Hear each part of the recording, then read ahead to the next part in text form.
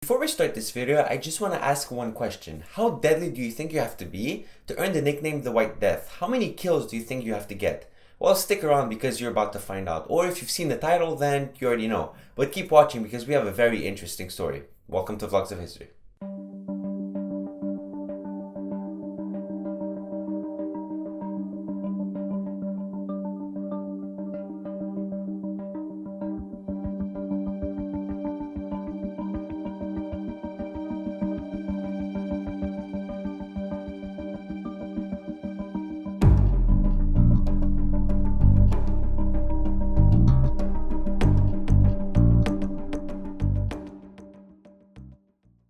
Today we're taking a look at a more obscure and unknown part of World War II. Now I know that I've already made a video on World War II, but that video is already pretty old and doesn't even cover half of everything that happened in World War II.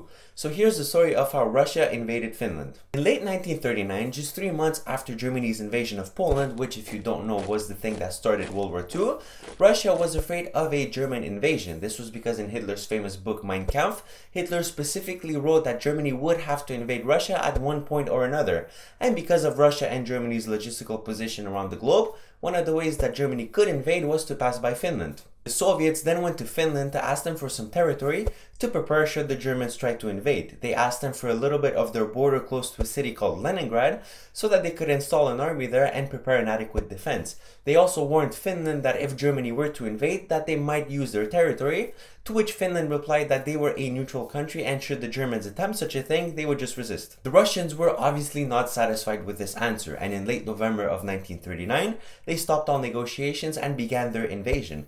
If Finland wasn't going to play nice and just give them the territory, well, they were just going to take it away from them. I mean, Finland's population was only about 3 million and the Soviets, well, 170 million, so they were severely outnumbered. Now, Finland knew that they were outnumbered and that they would never win a war if it was fought the conventional way. So they opted for a different kind of warfare, guerrilla warfare.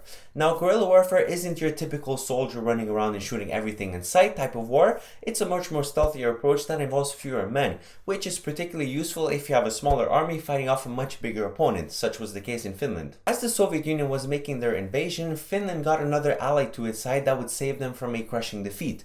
Winter. Remember that Finland is a northern country and the winters get very cold, especially the winter of 1939 to 1940, where you had temperatures ranging from minus 20 degrees to minus 45 degrees Celsius.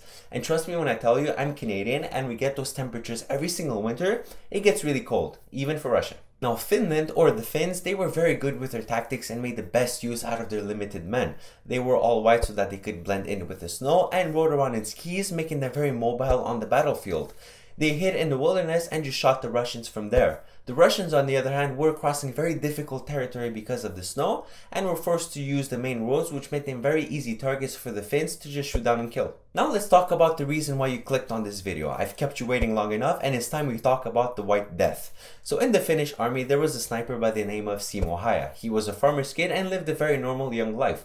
At the age of 25, he was enlisted in the army as part of a 1-year mandatory program where he learned how to shoot a sniper. He got so good that within a year he graduated a corporal and was able to hit a target 16 times within a minute. Not many people could do that with a sniper. Now when the Soviets invaded Finland, he was obviously called into battle and requested a sniper, the weapon he was best at, wore all white, even wearing a white mask, and went straight for the wilderness to wait for the Russians as they would pass by. He chose not to use a scope because he did not want the sun's glare to be reflected off of it and potentially give off his position. And if you don't know how a sniper works, not using a scope makes it very difficult to aim because you can't rely on a scope zoom, you have to use just your eyes. He has a total of 505 kills attributed to his name. That is the most any soldier has ever had in any major war. And he got those kills in 100 days. So if you do the math, that comes down to about 5 kills a day. On a bad day, he might get no kills or he might just get 1 kill. And on his best day, he got over 40 kills. And this was winter time, the days were much shorter and they did not shoot after dark because you couldn't really see where you were shooting at. Quite frankly, nobody could see him. He was so good, and because he did not use a scope, it was virtually impossible to spot him. At first, the Russians thought that they were being killed by multiple men, only when they realized it was just one sniper that they called him the White Death. And honestly, that is the coolest nickname I can think of. Even when the Russians employed counter-snipers to try to hunt him down and kill him, he killed every single one of them. One of his most famous kills was a kill from half a kilometer away with a single bullet to the head. He even managed to dodge a lot of airstrikes that the Russians would throw on places where they thought he would be. One day his luck did run out and one of those counter snipers did hit him with an explosive bullet to the face. That's why he looks the way he does in his pictures. That explosion put him in a coma that lasted a few days, only to wake up hours after a peace treaty had been signed between Russia and Finland, effectively ending the war. Later, when he was interviewed on his involvement in the war, he attributed his success to just fun and practice. This was all a hobby to him. And as for the outcome of the war, well, the Russians won and they got more territory than they originally asked, but they lost a lot of international reputation because you can't really just invade another country and not expect anything negative to happen. And then, well, World War II happened and we all know what happens next. So if you want to see more videos on that, make sure to subscribe. Thanks for watching. Alright, that was it for this week's episode of Vlogs of History. I really do hope you've enjoyed it, and if you did, please leave a like, share it to a friend, and subscribe to be notified when the next one comes out. Remember that these episodes come out every single Monday, and if you've missed the previous one, click the link on the video. If not, there's a link in the description, and make sure to check it out because it's very interesting. As always, I'm your host, Darius Cos, and you can follow me on social media. It's been an absolute pleasure, and I will see you all next week.